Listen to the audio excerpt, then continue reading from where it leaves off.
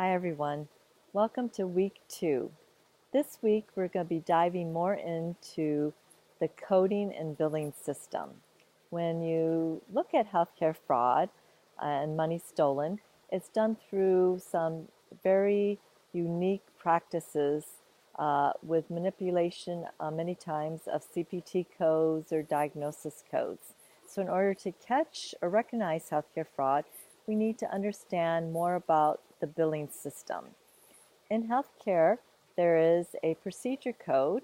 So you look at the CPT manual, and the CPT codes tell you about the services, the office visit, the actual surgery to remove skin lesions, for example. Those are procedure codes. We will look at who actually maintains those codes or recommends changes to them.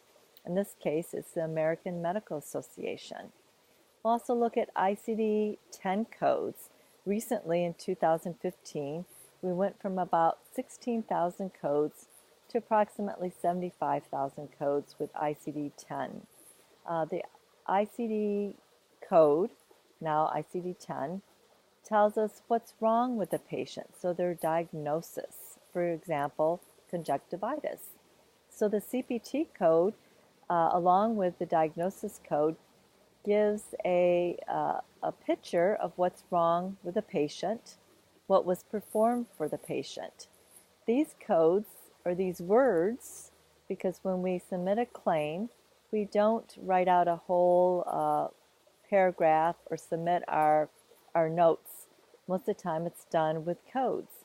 So the CPT procedure is changed from a word, office visit, to a code. The diagnosis, again going back to conjunctivitis, is changed from a word to a number, a code.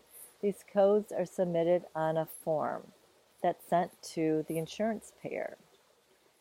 This then is reimbursed and paid back to the provider. So we're going to look at the timeline of these codes. How did they get started? About what time period did they start? And we're going to look at terms as far as healthcare fraud that is related to how these codes can be manipulated. Upcoding, so taking a code and charging something higher than what actually occurred in the office setting. Unbundling, or breaking down a code into many little parts instead of one appropriate code. Phantom billing, billing for services or even patients that didn't exist. So this week we're going to be looking at those aspects of healthcare fraud. I hope you enjoy the class, and I look forward to reading your assignment, your discussion, and your answers on the test. Have a great week.